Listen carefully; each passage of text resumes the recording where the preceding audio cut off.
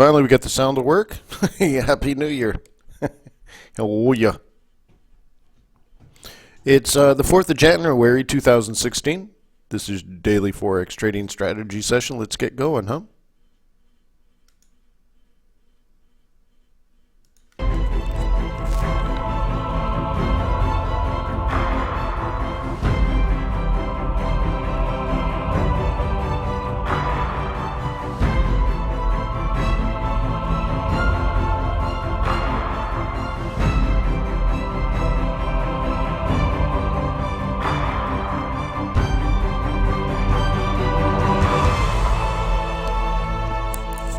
All right, good morning. Welcome to Forex.Today. Let me remind you that trading Forex is risky, not appropriate for everyone. Your past performance, good or bad, however, is not necessarily indicative of future results. But please always stay small, stay humble, focus on the long term, and never risk money you cannot afford to lose. My name is Wayne McDonald. I'm the Chief FX Market Strategist. I have been through the entire year of 2015, and guess what? It's 2016. I am looking forward to another year of trading with you. Happy New Year. May the pips be with you. May your profits be above average.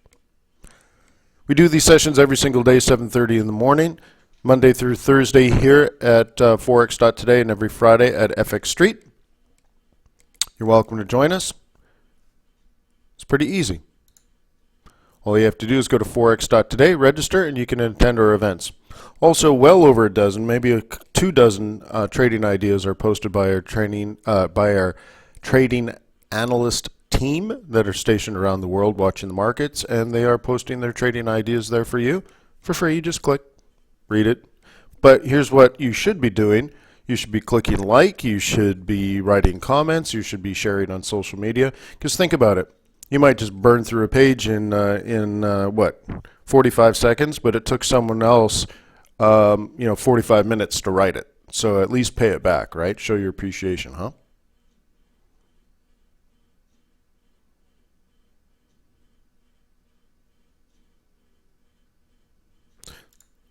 Quick review of what's going on in the world today.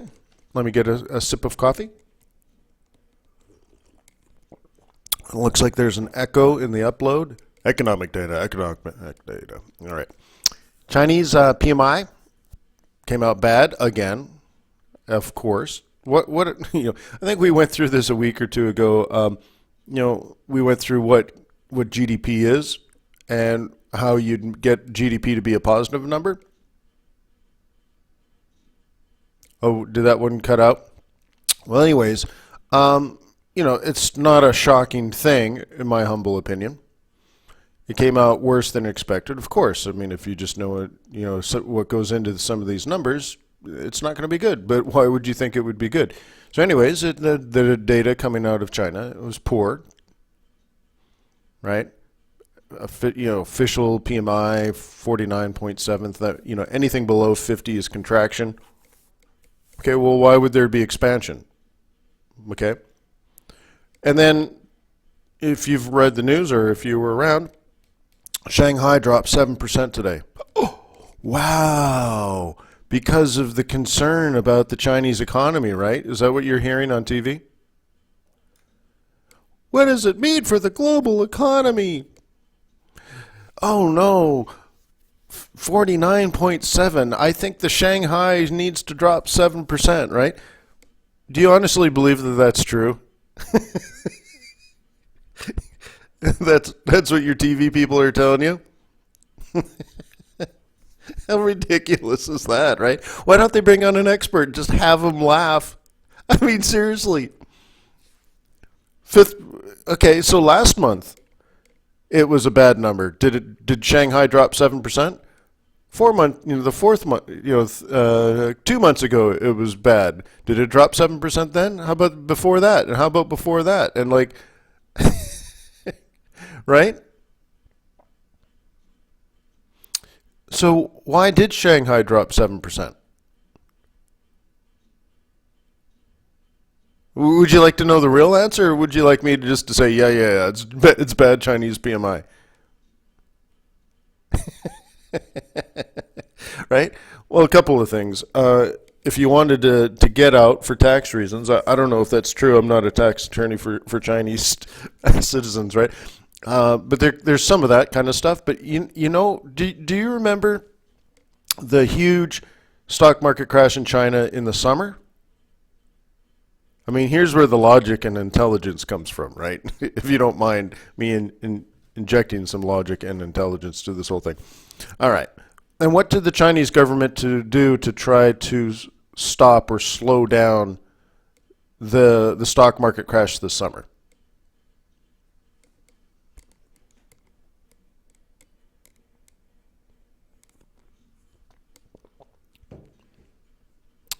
One of the things they did is they said if you're a large investor, like an institutional investor, you're not allowed to get out. They just didn't allow people to get out. They did all those other things like devaluing currencies, stimulus packages, adjusting the RRR, reserve requirement ratios. But in this particular one, when it crashed, there was a ban on short selling, but they also banned large institutional investors from getting out of the market at all. They weren't even allowed to take profit or get out or whatever. Okay? And guess what? That ban is going to be dropped in the next week or so.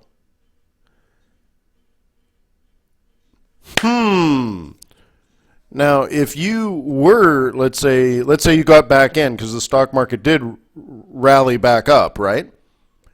And you knew there was a high probability that all those sellers that wanted to get out in August now have the ability to get out, I would think some of those guys would get back out, right? Or get out because they couldn't get out earlier. And so there's going to be a wave of selling again. And so if you're still holding it and you're pretty sure there's a wave of people going to get out of the stock market, well, maybe you should get out now. And that's really what it is. The ban is going to be lifted so that large institutional investors can get out of some of these positions that they wanted to get out of in the summer, but were banned. Now, that makes sense, doesn't it?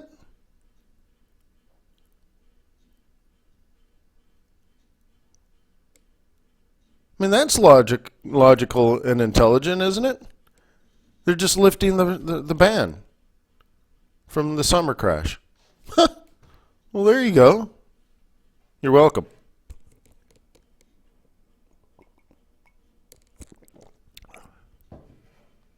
Right?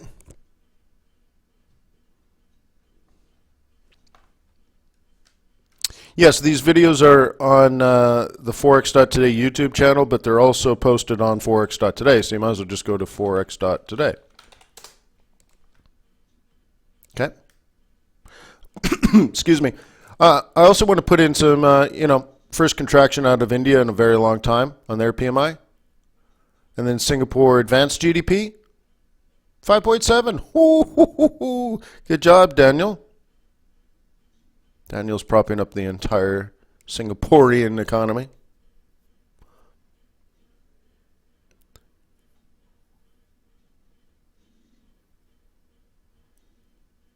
Right? Yeah. Good job, buddy. So that's a pretty good number, right? Now, why is this important? Well, two things. Is most of the news, if you're looking at the globe, and we're currency traders, so we look at things globally, is there a lot of good news coming out of economies around the world, or is it mostly doom and gloom? Just in general. Okay, so that's fine. But who cares? What we're supposed to figure out is where is there a different story? Is that trend likely to continue? That story of positive data, or let's say just not bad data, is that story going to continue? And of course, can I make money? Right? Isn't this what we're supposed to be doing? So it's nice to say, wow, really? Advanced GDP? Maybe I should be on trading Singapore, man. And you know what? Boom. Maybe you got to keep your eyes on that. And you say, well, I don't really trade this Singapore. Well, maybe you should. Maybe you could. Maybe you should look into it. Maybe it's your thing for 2016 that suddenly you're watching the Euro USD and Singapore, right? I don't know. Why not?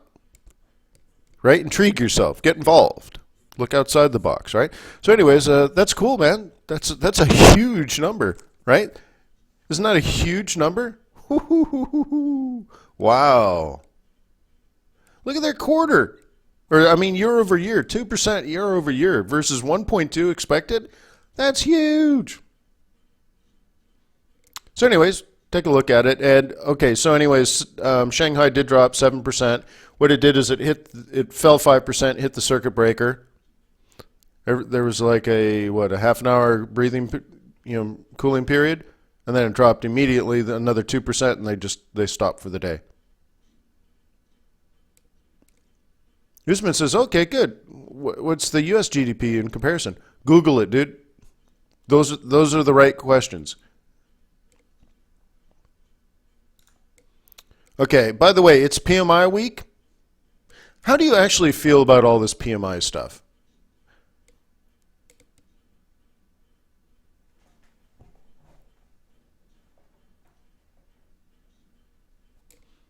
See, I'm okay that it's data and I believe it's real data. But well, how about this? Let's talk about it. Let's talk about UK PMI. Oops, I wanted the circle tool. Okay, 34th month of expansion. By the way, can you see when I draw on the charts here, can you see it circled? There's a chance you probably can't.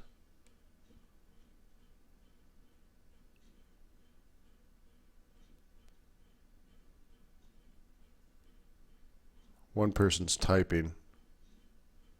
I'll just pretend you can't then. Oh, I see. When I draw it, probably. All right. Yeah. Okay, you can't. Okay. But I think if I do it this way, okay, now you can see the red line though, right? Yeah, okay, that's okay. All right, so think about the Great British Pound, since we're isolating the UK here. December PMI, the number missed, 34th month of expansion. Okay, but yet still pretty low. Now, if you think of the trend here, 34 months, and then you think of what the Great British Pound is doing, is there a strong correlation?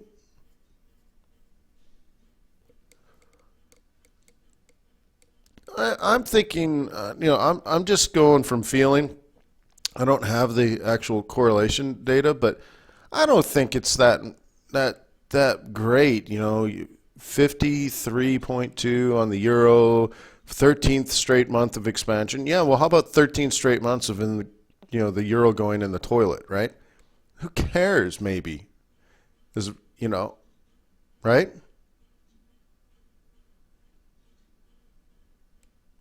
So I don't think it's bad data. I'm just not that excited about it. So look at Spanish, 53, French, 51 and a half, fourth month of expansion, highest since 2014. Germany beats, Eurozone beats 30th months in a row of expansion. So, right? So I'm just wondering, should I care, or is this just data? And to me, I'm thinking, I don't know. All right, so I guess what this is trying to tell us is green shoots in Europe. I don't know if I want to start. I'm not saying no, but I'm not saying yes, kind of thing.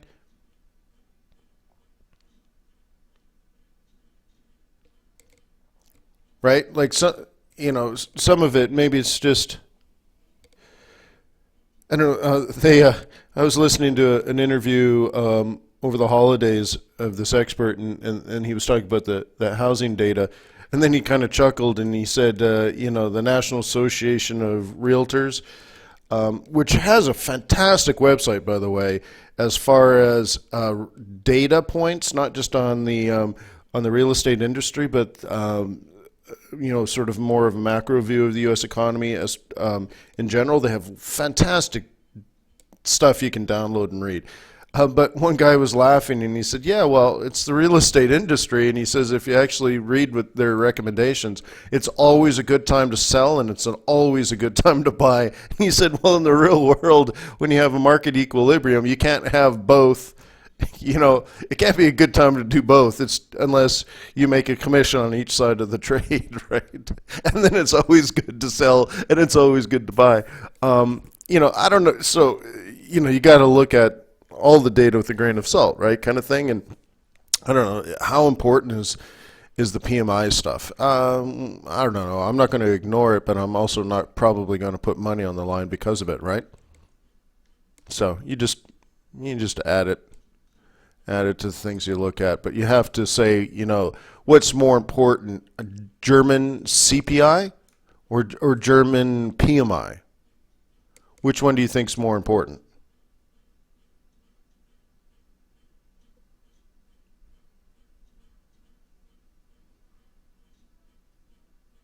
CPI, CPI, CPI, CPI, CPI. German inflation versus some sort of abstract PMI, purchasing managers index of blah, blah, blah, blah, blah. Okay, I'm going to take CPI any time. Because think of the ECB, which runs the European Central Bank, runs a monetary policy for like the Eurozone and Germany, and all this kind of stuff. And their mandate is to deal with inflation. Their mandate doesn't say anything about the purchasing manager's index of activity, right? So anyways, I'm going to look at this. And, so anyways, this is coming up, I think in 3 minutes, we're going to get the German CPI, and we want to see growth here. What we care about is euros in the economy. We want to see people spending those euros. An economist would tell you that they want to see that the monetary base expansion actually turns into monetary supply expansion, and then you want to see an increase in the velocity of money, and therefore an impact on the multiplier effect. And then, of course, inflation going up. So, year over year, 0.4 versus 0.6. Okay, we want to see this climb, right? Canada, their PMI comes out at 9:30 when the stock market opens here in the United States. U.S. PMI, that comes out at 9:45. Great. And then ISM manufacturing, I think, is much more important. Much, much more important. Okay, ISM versus PMI, right? Purchasing manager versus the Institute of Supply Managers. Do you like supply managers better than purchasing managers?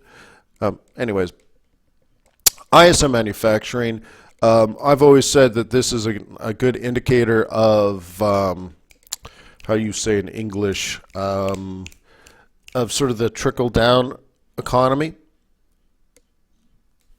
And, so we'll see what happens here. I think, though, the trend, is going to change here. Manufacturers that sell internationally are soon going to be hurt by the strong dollar, right? Or really, what it really is not necessarily the strong U.S. dollar, but let's say the weak euro, the weak yen. So if other commodities around the world are weak, like the weak Aussie dollar, then American products are going to be expensive for them, and maybe manufacturing slows down in the United States. So we might want to look at that. So if we're getting, especially if we can get above 50. That'd be a good sign to say, we don't necessarily have to worry about the strong dollar right now. Okay? And maybe that's because the U.S. economy 70% of it is supported by itself. It's one reason why the U.S. economy is quite strong compared to a lot of other economies, because we can survive on our own 2 feet, right?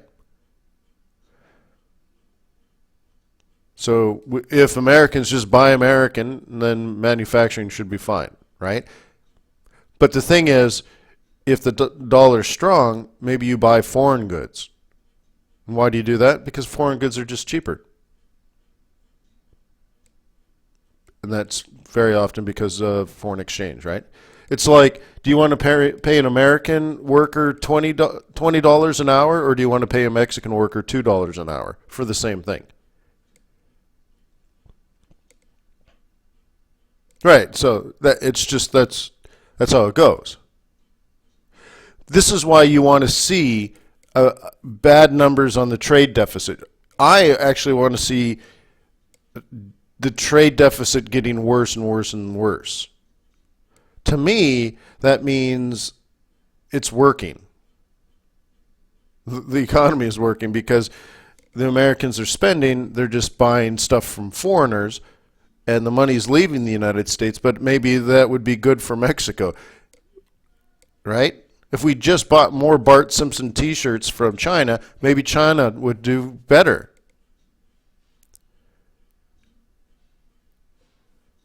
What was the headline? Thanks for watching the number, Richard. Richard says bad numbers out of Germany. This is this one here, the CPI. And then, of course, today, Mexican remittance. Right in here. The peso trade. How many people are doing the peso trade that I taught you guys 2 or 3 months ago? Our team? Nice. Oh, Enzo says it's a negative number. What, month over month?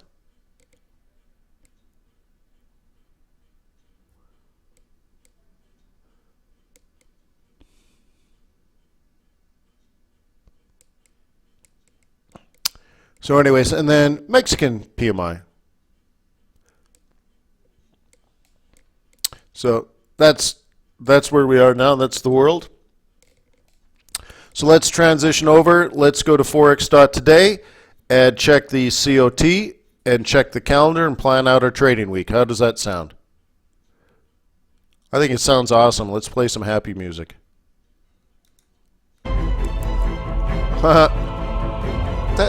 That's not the happy music. How'd that get over there? Here's the happy music.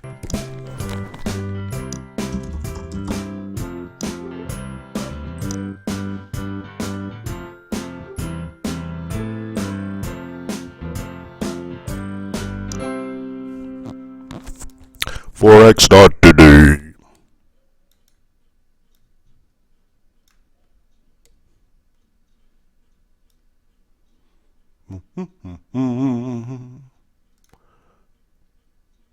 Beep.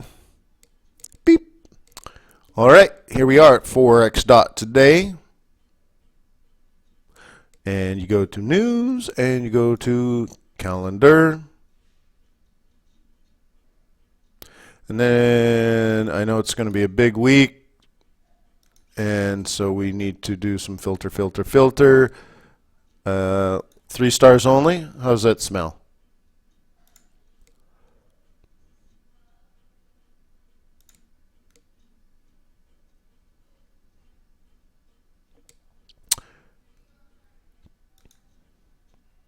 So let's start here.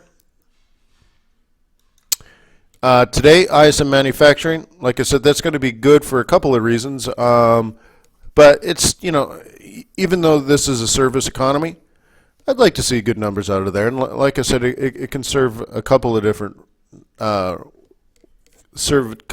purposes. But a better number is better than a bad number. Oh boy. UK construction PMI. Okay, fine. PMI services out of the UK. Anything that keeps the pound moving is good, right? Right. The pound's been good to us in 2015. So anything to keep it moving. Remember, what I'm looking for ultimately is a A bottom, it's down there near 42, I think, and then there's another one way down at 36. So the plan is to keep selling it at lower highs. So again, I'm not really looking at a pound dollar chart, but if you sold it off the 4-hour 21, you did what we talked about last week. Great. So you made money. Congratulations. So right now, I just want to keep the party going, right? Yes, the daily target is 136, but there's a reasonable chance that we're not going to go there. So there's a double bottom on the way to 136, which I think has a reasonable chance of holding. But whatever, I'm not worried about that right now. So I just want to keep the party going. So yeah, if these PMI numbers, tomorrow and the next day, keep the British pound moving down, fine, good, so be it. Let's make money. Bravo, cheers. And then another dumb prediction on Wednesday. That's a great scalp, by the way. If you guys like news scalping, let's scalp it together. What do you stink? Smell like a plan? Let's scalp that sucker together. Yeah, and it's just a high volatility event driven strategy. The number is going to be on average. It's going to be fine. It's not going to be. There's no radical change in trend in the jobs data out of ADP or out of NFP. So it's just an event, and you trade it. And because there's going to be a volatility tied to it, and I don't think there's going to be as much volatility as before. So let's just keep adding a couple 100,000 jobs, and let's scalp this and pick up 25 pips or so, right? It's a big deal, right? And then here's the trade balance stuff I was talking about. A lot of people will tell you, going from negative 44 billion, if this went from negative 44 to, let's say, negative 40, you say, oh, well, that's less bad, so that's good. Excuse me. I actually take it the other way around. I think the bigger the trade deficit, the better. When Americans are filthy, stinking rich, they're buying LG TVs from Korea, right? You know what I mean? Yeah, they import when they're filthy, stinking rich. So to see a small number, like how about Australia importing more than it exports? That's terrible. That's terrible. You want to see the Americans importing more than they export. You want to see them driving Mercedes and BMWs and Lexus and all that kind of stuff, right? Giant big screen TVs, all this kind of stuff. You want to see a big negative number. So if the forecast is negative 44, I'd like to see this at negative 50. Okay? Especially if the dollar is strong relative to others, and that'll balance itself out eventually, right? As there's a supply of money of U.S. dollars going into the global market, and then eventually the dollar will weaken again, and that's what it's supposed to, right? I don't know if you've been trading Forex for a while. The dollar's supposed to be weak. The dollar's not supposed to be strong. But that's the world we live in. So right now, again, an increasing number would actually be good. An increasing negative number, right? Negative 50, negative 70, right? Negative 140. Eventually, this will weaken the dollar, but it'll strengthen other currencies. And then that'll move money around. And that's the world that we've been used to for decades. So the theory is that will at least to some point continue.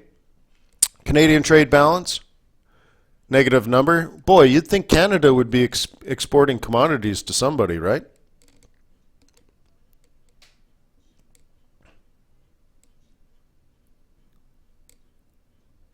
So importing more than they export is probably not a good thing for Canada.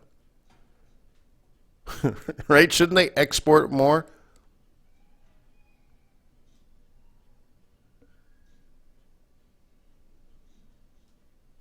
So anyways, I don't mind half price Canada.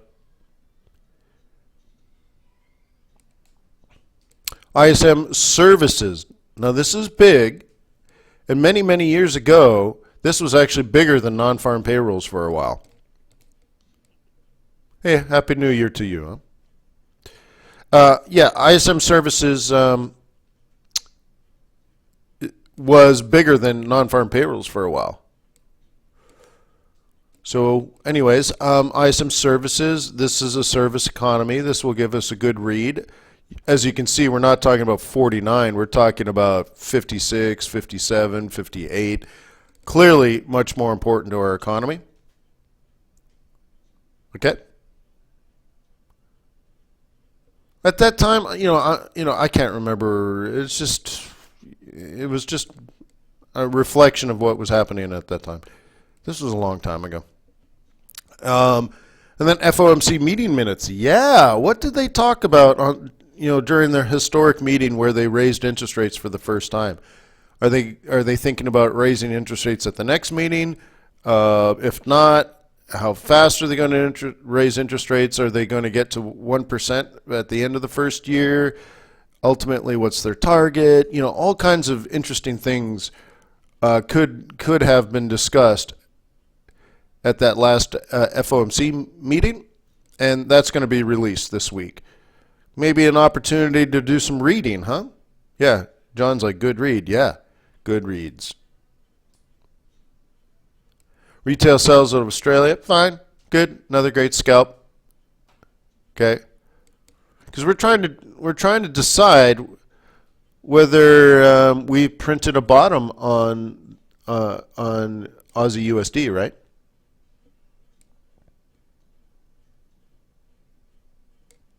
So we just broke through 72. It'll be interesting what happens if we get back down to 70.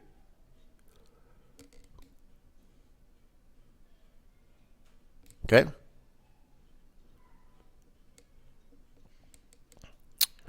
And then Canadian unemployment rate and U.S., right? CAD jobs, U.S. jobs report on NFP Friday. Cool. And I'm going to do non-farm payrolls live at fxstreet.com for the, how many months? 100 months? 116 months? Wow, is that crazy? Really? Yeah, 116th month in a row I've traded non-farm payrolls live. Isn't that funny? Wow. Cool. Right on. That means I must have been trading Forex for a while, huh? Because that's approaching 10 years I've been doing that one webinar.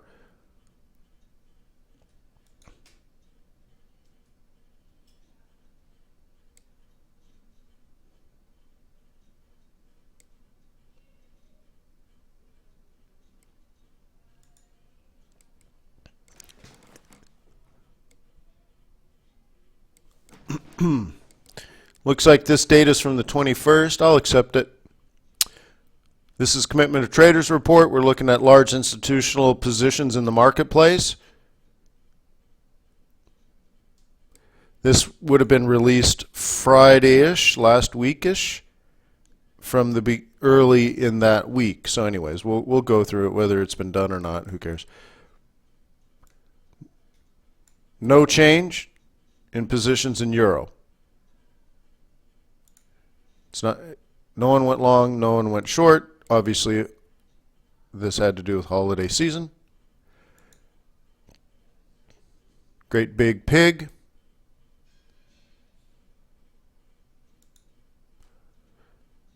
What happened here?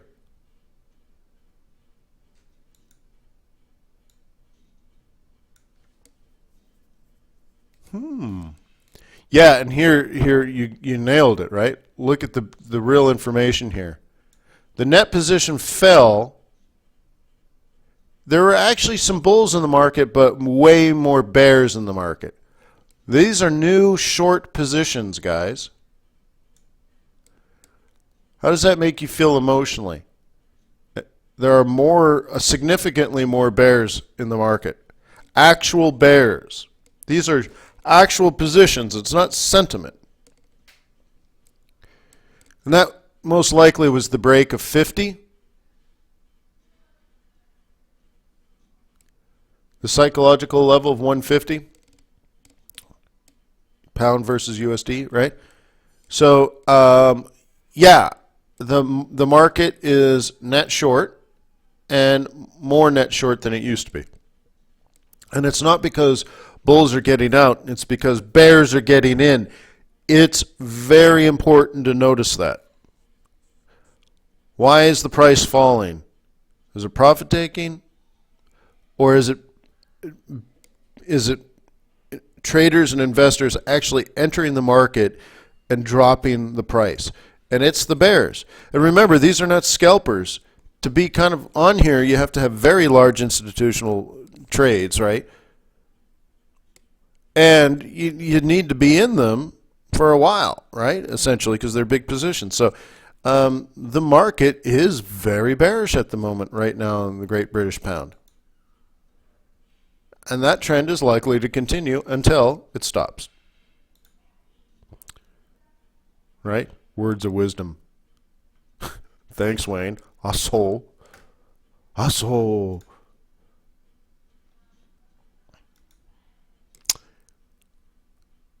No real change here on the yen. But what did I tell you last week, right before the holidays? Yeah, trends can go on forever until they stop. But anyways, what did I mention about the Japanese yen last week about my outlook for the Japanese yen? Is it going to be stronger or weaker? Yen strength. Yeah. Isn't that funny? I said I'm going to start cornering the market on Japanese yen. Everyone wants to sell it, so I'm going to buy it cheap. Actually, no. DeBeasta says yen will fall till mid, by yen falling, yen strength. Well, how about this? To be more specific, what I said is very often in the second and third week of January, you see yen strength on profit taking if there's been a carry trade that has been held over into the new year to avoid taxation, right? To delay taxation by another year. So very often you can, if there's a carry trade, you get a carry trade unwind in early in the new year. Then it sort of flops around for a while. And then in the third week of February, you start getting Japanese yen remittance, right? Money flowing back to Japan for their fiscal year-end purposes, right? Which is April. So you have sort of like the end of February, because remember it's a short week or short month. So the third week of February, and then all of March. Very often you can see a strengthening yen just due to natural money flow due to fiscal year end. Okay? So this time of year, I'm usually not shorting the Japanese yen. I'm usually being knocked out of my Japanese yen shorts. It's the other way around, right? So were there lots and lots of carry trades on yen? I don't know the sum, but it wasn't a huge year, right? Or let's say the last 6 months, nothing has happened on the USD yen. But I do favor more yen strength than yen weakness. Okay? Right, that was clear, right? How many times have I told you me being knocked out of 100 trades on the second week of January? Stuff like that. It happens, man. That means yen strength, right? So anyways, if you looked at your charts today, huge yen strength. Told you.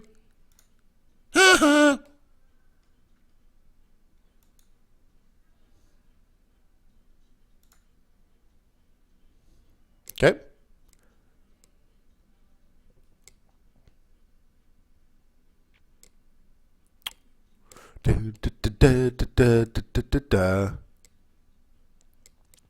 Swissy, not far off of the water line, huh? The market's quite neutral here. Look how the market was very net short Swiss franc. Then a week of strength, another week of strength, another week of strength, another week of strength, and then a week of pause at year end. Interesting, huh? And you can see it's just simply the bears getting out, which is cool. Like maybe we're going to short the Swiss franc again soon, huh? Oh, is this Aussie? I thought I hit Swissy. All right, well, let's look at that then. Aussie strength, Aussie strength, Aussie strength, Aussie strength. Okay, back close to neutral. And then in that case, if we're looking at Aussie, I am wondering what's going to happen around 70 on the Aussie USD. And you can see here, price shows when this was done that was at like 72-ish. And we're still basically there. It spiked up to 73 at year end and then dropped back down. And the real line in the sand is just about 70. So the low printed here, which was about 69. So the way I'm looking at this, because the red line here is price. So the way I'm looking at this is, 69 to 70 being a floor. And I'm wondering if we're going to get like this, like this, like this, and then what? Long-term long? Because I think at some point Europe will recover, and at some point China will recover, and at some point Australia will recover. I don't think... Let's see, like oil right now, we have so much oil, and there's actually a price war, so oil's being manipulated to be cheap. And there's some battles going on, Saudi Arabia versus Iran, and there's some incidents over the weekend, and who knows, it's probably all over oil prices. So there's a price war going on there. So I guess we need to watch things like copper and iron. Copper, iron ore, coal, these types of things to get a better judgment of global macroeconomics. Right? So just wondering if Australia will be a commodity currency that will improve faster than like the Canadian dollar, for example. And if oil's going to do its own thing or be manipulated by the market, then there may be perhaps other things to be watching that will be more useful. And so I want to keep my eye on Aussie dollar. If it does find 70 and make it supportive and make a floor there, well, at least it pays a high yield relative to other currencies. And I don't know, maybe we sit on a 2% carry. Doesn't sound like much, but if you're leveraged 100 to 1, then it's only 200% interest, right? Which is, if you look at it like a bond, what's a risk-free bond? It's a carry trade with your stop at break even. Risk-free bond, you can't lose money, right? Well, how about an Aussie yen or something, or an Aussie Swiss franc?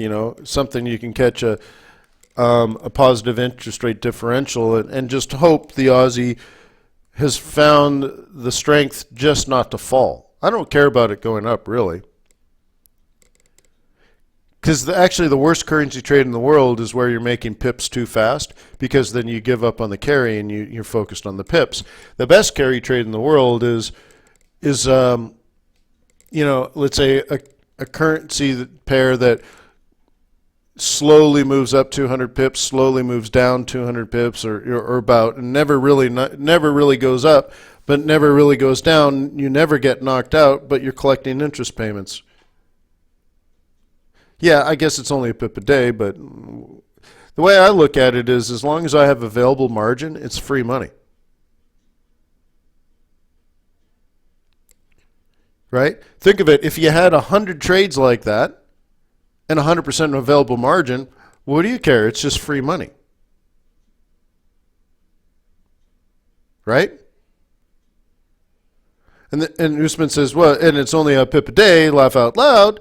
Yeah, but again, imagine if you had 20 trades open, which are very reasonable, stops at break even. Yeah, sure, it's going to take you a month or two to build that position, but that's fine.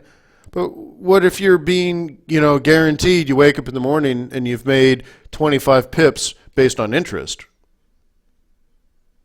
Stops at break even, you're not going to lose money. You wake up, you've collected 25 pips worth of interest, and what if your 20 trades went up 10 pips each? 10 pips each. Well, now you made 225 pips and you're just waking up. That's the key, right? I did a video months ago on how to get filthy, stinking rich trading Forex. And I believe that's basically what I said. Have a couple of dozen trades at break even. Guarantee yourself collecting interest payments. And if on average, since you're only trading in the direction of a trend, if your trend moves in your favor, you're going to make a couple of hundred pips a day and you're not going to have to work at all. You know what I mean? You're not even going to have to look at your charts. You've traded in the direction of the trend. Well, what if it's a huge day and the trend moves 100 pips in your favor? All right, so you made 2,000 pips today, and you haven't even opened up your charts yet. That's how you do it.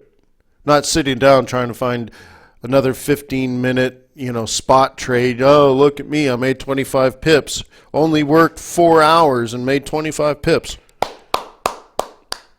Well, good thing you didn't work 4 hours and lose 25 pips, right? And Charles wants to know, go to Forex.Today. Type in filthy, stinking rich.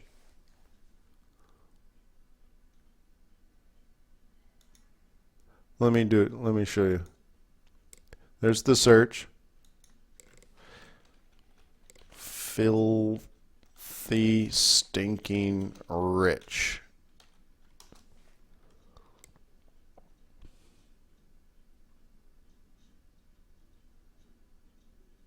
There it is.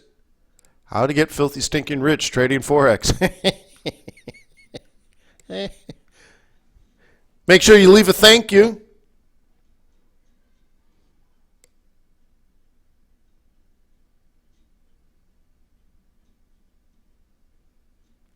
Yeah, Usman's right. It's nothing like, working hard for 12 hours and lose money. I got knocked out of my oil. All right, so you guys want to do some technical analysis?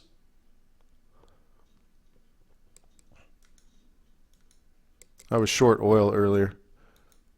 Why do I have... Oh, that's a really old setup there.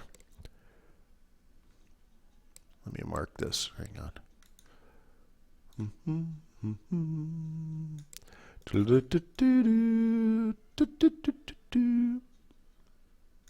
Okay. That's going to be interesting. What time is it? 8:28.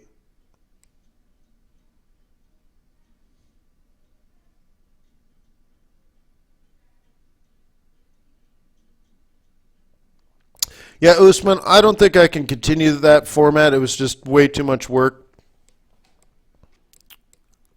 But yeah, unfortunately, YouTube should make it very easy. I should be able to just say stop and then record again, and it should record a separate video, and then I should be able to hit stop. Then I should hit record again and be another video, and then I can just go back and rename them, right? No. It's going to force it all into one video no matter what. Too bad.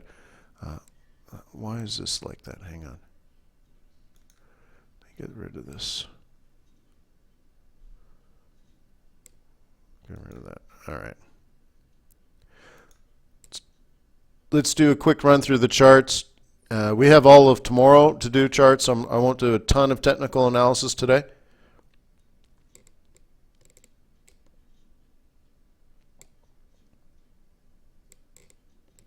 Boom, boom, boom, boom, boom, boom, boom. All right, Kevin says, how about pound yen? Okay, well, I just showed you based on Commit Moves Traders report, pound should probably be weak. And then I just told you based on my market experience that yen should be strong. Put those two together and very often you can get pound yen down.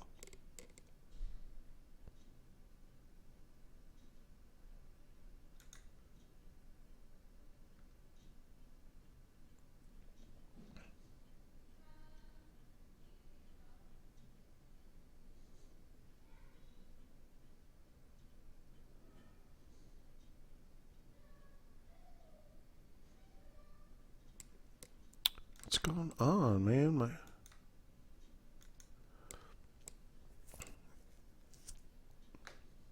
Something's slowing my MT4 down.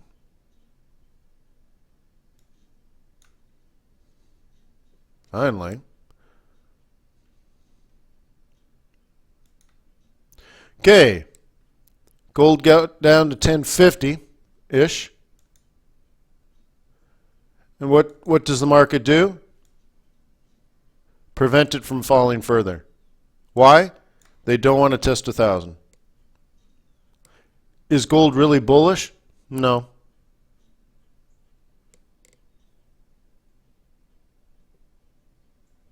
Okay.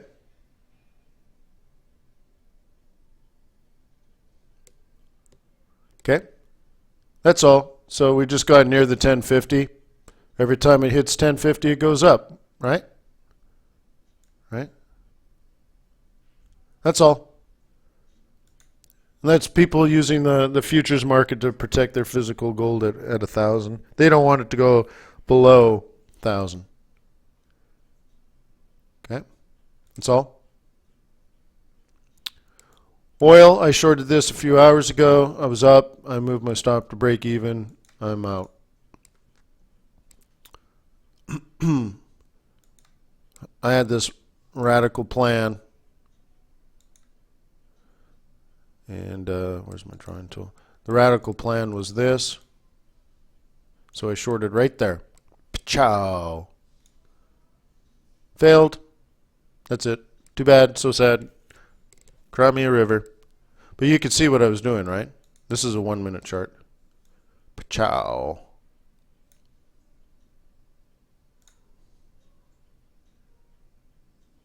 Right? So that's easy. That's oil.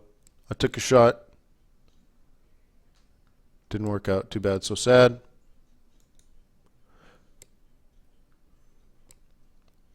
S&P 500. I think this will be interesting today with the Shanghai crash.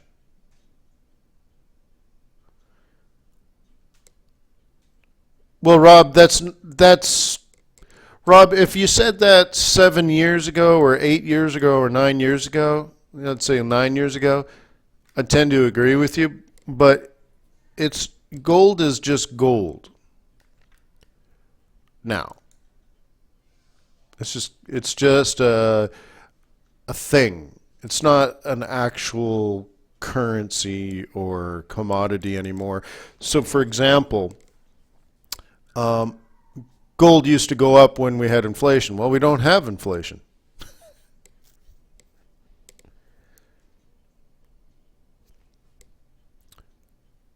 Right? It's stuff like that, or fear of the end of the world. But there's no fear of the end of the world. So right now, gold should be like 650 bucks. But there are some entities, central banks, and very, very wealthy billionaires that are sitting on gold, and they just don't want it to fall below 1,000. So it's just doing its own thing. It's nothing. It's just out there. It's just a thing. I wouldn't immediately say, well, it's anti-dollar. Well, yeah, 9 years ago in a normal world, maybe, but that's not where we are today.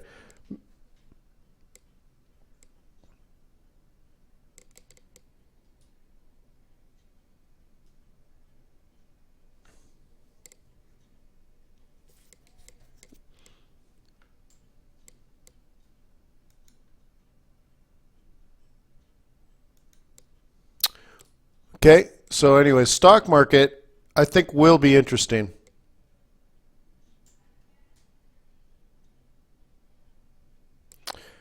Usman says gold has real material value. Yeah, but that doesn't mean the market value is the material value. And yes, it is used for lots of things, but why is the price the price? Those are two different things. Is it truly supply and demand? Seriously? No. No. 1,050 is not the market equilibrium price. There's other forces, and it may not be logical, intelligent forces. It's more of an emotional market, so whatever. It's just gold. I mean, the world is not fearful of capitalism ending, and we're not worried about inflation. We're worried about creating inflation. So there's just other things to be doing with your money. What, the Canadian dollar? The Canadian gold coin? Yeah, I put one in each of my kids' Christmas stockings. But don't tell them, they think it was from Santa.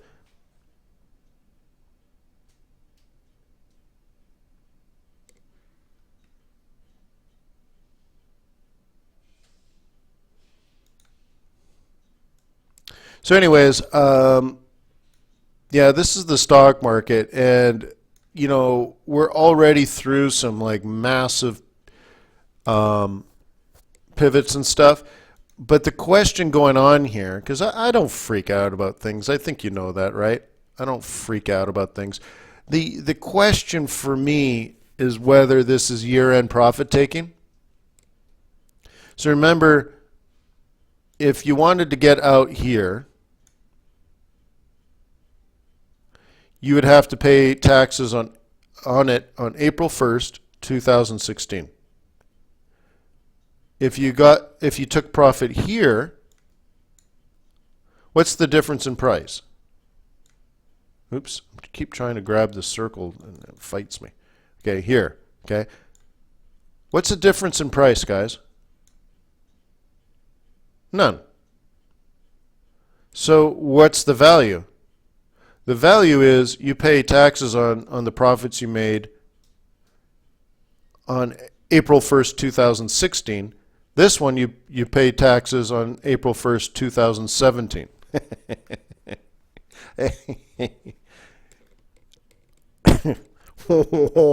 Delay, delay, delay, defer, defer, defer, right? So I don't know. Is it ebb and flow? I don't know. Again, if you watch TV, they tell you to freak out. It's the end of the world. It's the China collapse. It's not a China collapse. They're lifting the ban on institutions getting out of long-term positions. I mean, so if you put some rationality to all this stuff, it makes sense, right? So this is my old buy zone. As you know, it was a buy here, and it was a buy here, and it was a buy here. Oops. Okay. So the thing that matters now is what happens if we get back down to 2,000, and we'll probably test it. And more importantly, if, and we probably will, break below it, then what? Well, 1980. I mean, we've already done all this work. There's no need to panic, right? So we've already done the work, guys. So there's stuff going on here. I've already identified it. So if we break the psych level and head down to the next level, right, there's this kind of thing, and then there's this kind of thing down here. And where do most market participants make money? That's the key to almost everything. Where does the majority of the market make money? And it's going to be up in this case. And then you could ask, then what other assets correlate well to that, right? So if the vast majority of the market makes money on the way up, then if this area here that we're getting ready to test, oops, come on, drawing tool, so slow. Okay, if this area here breaks, and it could, then here's what I think will happen. We'll get like a move, we'll get a retrace, we'll get a move, we'll get a retrace, we'll get a higher low, and then work our way up. And we'll just make money there. So what? Stay calm, trade on. Peace on earth, may the pips be with you, may your profits be above average. And tomorrow we'll just do a whole bunch of trade plans, huh?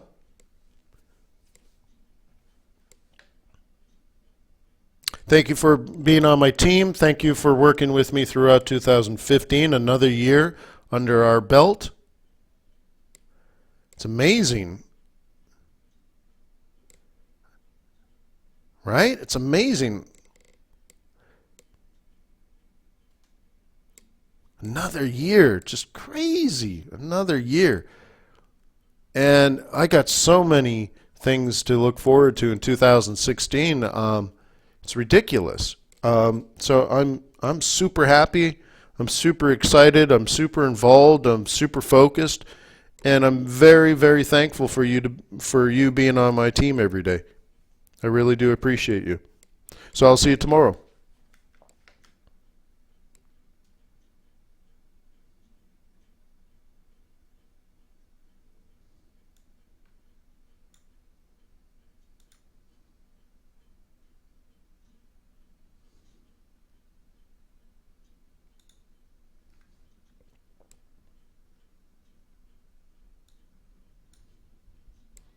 Happy New Year!